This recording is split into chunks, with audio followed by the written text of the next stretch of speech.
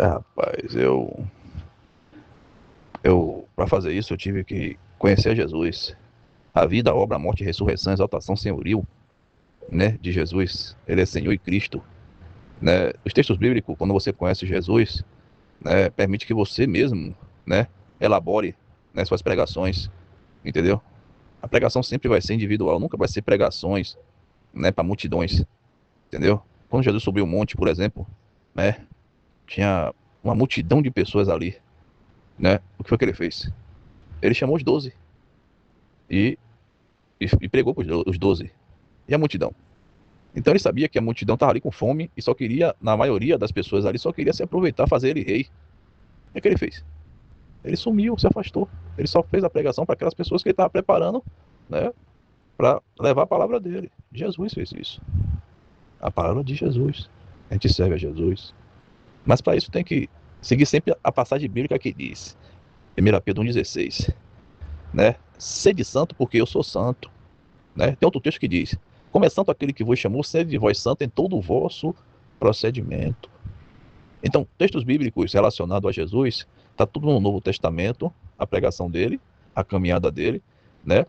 Os discípulos dele, e aqueles que foram feitos, aqueles que são feitos, aqueles que também até hoje são feitos discípulos e são discípulos, né? Então, no Novo Testamento você encontra.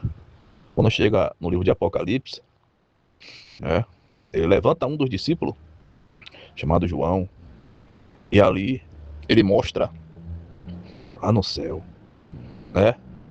João rompeu o sobrenatural, mesmo estando na carne, aqui na terra, em carne aqui na terra, né? Ele rompeu o sobrenatural em espírito. E chegando lá, né? Ele se prostrou diante do Criador. Jesus é o Criador.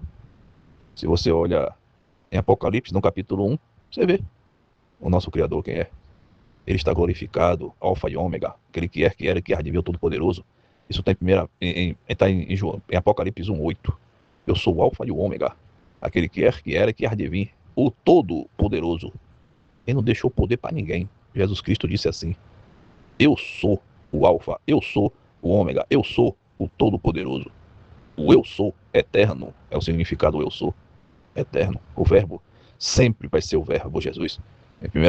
Em João 1, né, do 1 ao 3, deixa claro que é o primeiro ponto da vida de Jesus, como eu tinha dito de antemão. São 8 pontos da vida de Jesus, né, que a gente deve conhecer. E por sua vez, a ordem que ele nos deu. Vamos voltar para o primeiro ponto da vida de Jesus, que ele diz assim: no princípio, em João 1, do 1 ao 3, era o verbo, e o verbo estava com Deus, e o verbo era Deus. Continua falando de Jesus. Ele estava no princípio com Deus. Aí eu vou colocar agora o Deus com a palavra Jeová, para a pessoa entender melhor, né? Vamos voltar ao texto. João 1, do 1 ao 3. No princípio era o verbo, e o verbo estava com Jeová, e o verbo era Jeová. Olha só. Ele estava no princípio com Jeová. Todas as coisas foram feitas por intermédio dele. E sem ele, ó, está se referindo a Jesus, ó. E sem ele, nada do que foi feito se fez. Nada. Está falando nada do que foi feito.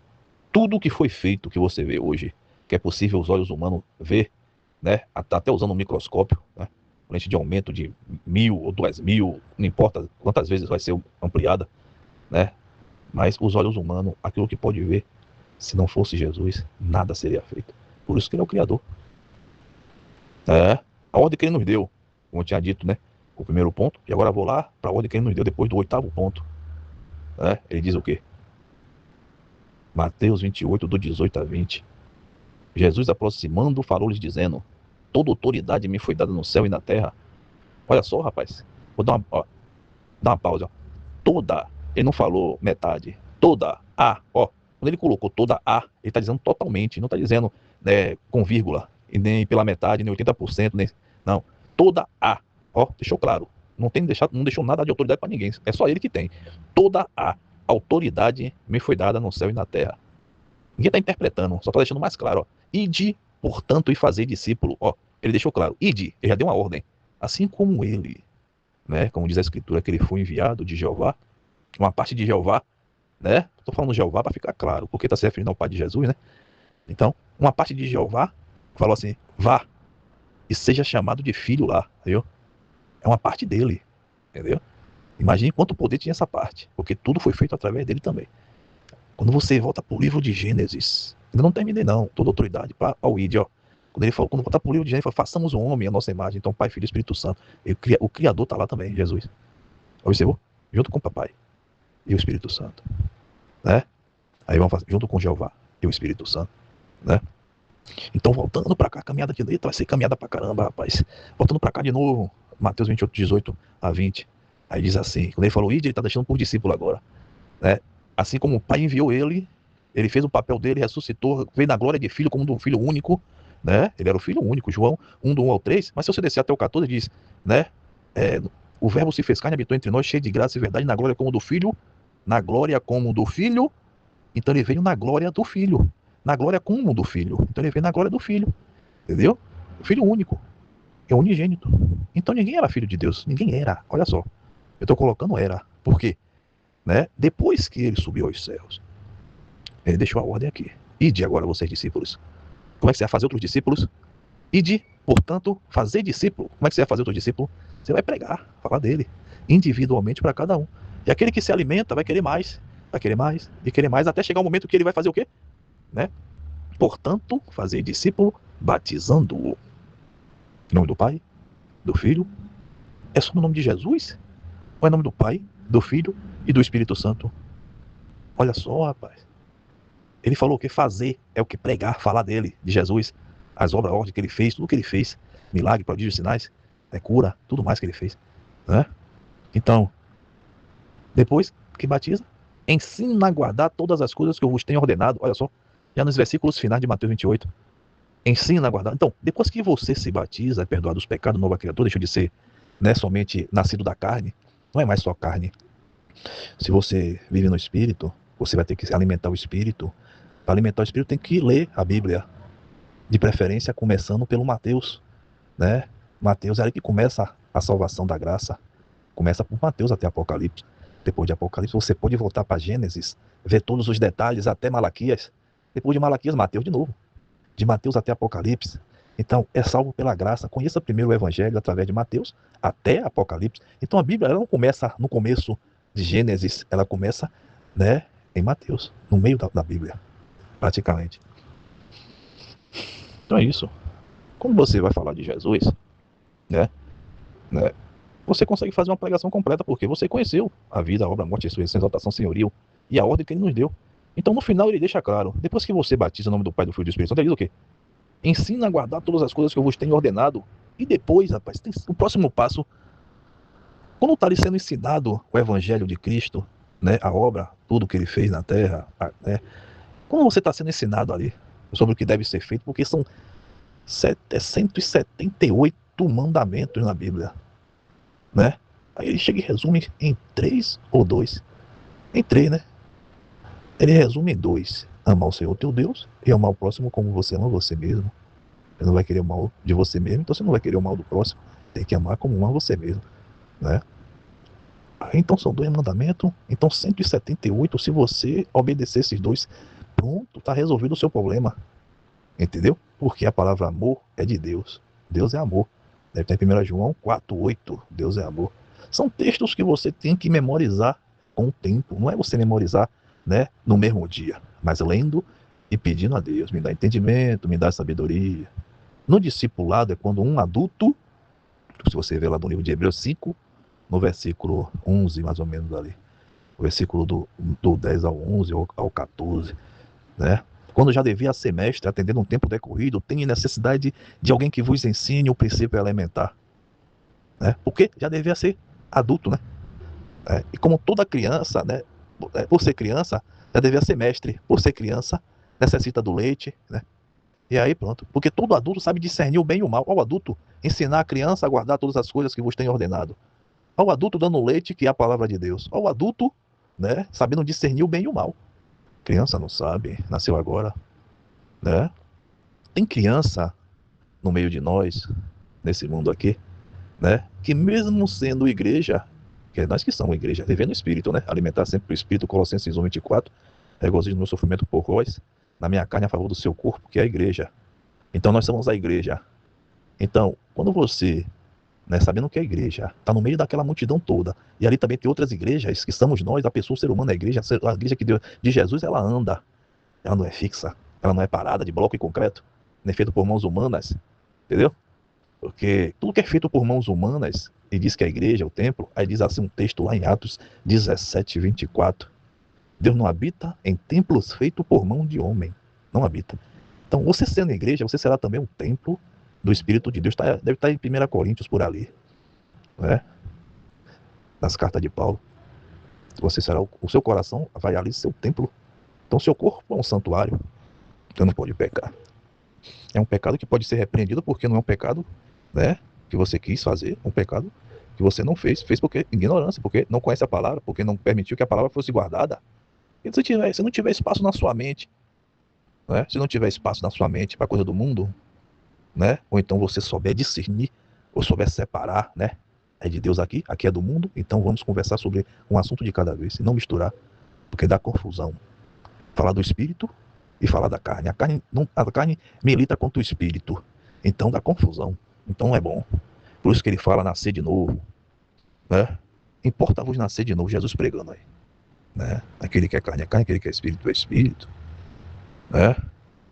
Isso aí também está escrito nos evangelhos. Tem que conhecer Jesus. Um pouquinho, tiquito de nada que eu conheço. Já dá para fazer uma pregação, né? Ah, vou pegar um folheto. Eu não acredito nesse negócio de folheto que uma pessoa lá, um teólogo, um homem que estudou a letra da Bíblia, ele não estudou a Bíblia, a letra da Bíblia. Me chegou um teólogo e disse assim: Você sabia? Eu o quê, cara? Você sabia? Diga, rapaz. Eu falando coisa, diga. Você sabia que o homem não veio do barro? Ele veio do pó? Tá escrito aonde, rapaz? Hã? Aí ele falou assim: Presta atenção nesse texto lá em Gênesis. Isso é o teólogo. Eu falei: Tô prestando. Aí o teólogo disse, né?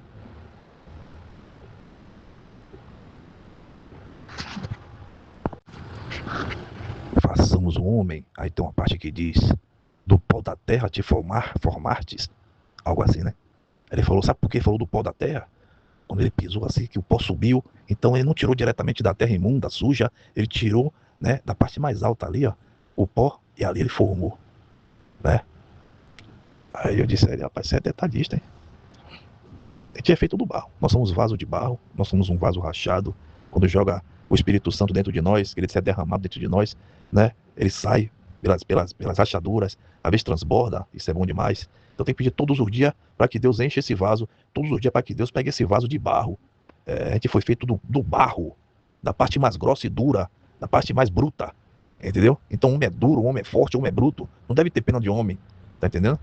Já a mulher não, tirou da costela, e ali ele foi cobrir a costela de Adão, né? Mas botou, a mulher tirou a mulher da própria carne do homem. É por isso que quando fez o casamento no princípio, né, era uma só carne. Ali foi feito o casamento. Costela, carne, é hoje assim. Quando você casa é uma carne só. Não é duas, não são dois ali. Deus está vendo um só, por isso que não é pecado. Agora quando ele vê dois, aí está fornicando, aí é pecado. Isso está acontecendo atualmente com o discípulo dele aqui, infelizmente. E que Deus me perdoe. E abençoe todos aqueles que ouviram até aqui a palavra dele. Vale a pena pontuar, quando eu deixei claro, que em João 1,14 ele disse que veio na glória de Filho único Filho de Jeová, de Deus, né? Mas só que em Colossenses 1,15, 1,15 até o 17 mais ou menos, diz assim, ó, mais ou menos assim, um pedacinho do texto, entendeu? O primogênito, este é a imagem do Deus invisível, tá falando de Jesus, ó.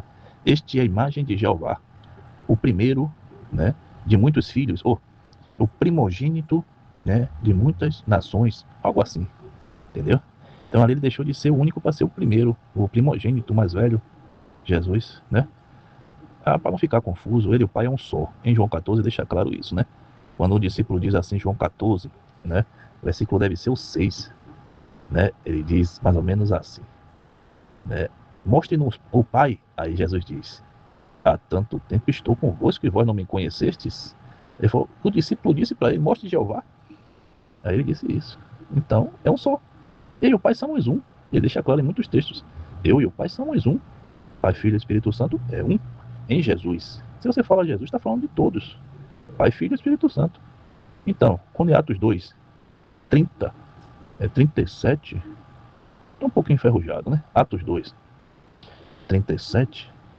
Respondeu-lhe Pedro: arrependei-vos e cada um de vós seja batizado em nome de Jesus, né? Para perdão dos vossos pecados, ou para a remissão dos vossos pecados, está no mesmo, e recebereis. Ó, é automático, né? Deus prometeu e cumpriu. Ele não vai deixar de cumprir. Pode demorar 1 dia, 2 dias, 3 dias, não importa. Comigo demorou 3 dias para receber o Espírito Santo. E recebereis o dom do Espírito Santo. Para você ter os dons, tem que ter ele, o Espírito Santo. Então, você recebe o Espírito Santo e, por sua vez, recebe os dons, que é o presente, né? Que é o dom de cura, milagre, prodígios, né? Dom de fé, dom de... É um bocado de dom, rapaz. São 12, né? Nas cartas de Paulo você vai saber quais são esses dons. Em Romanos capítulo 6 também detalha muito sobre a crucificação da carne, do batismo. O batismo é a crucificação da carne. É só para pontuar, entendeu?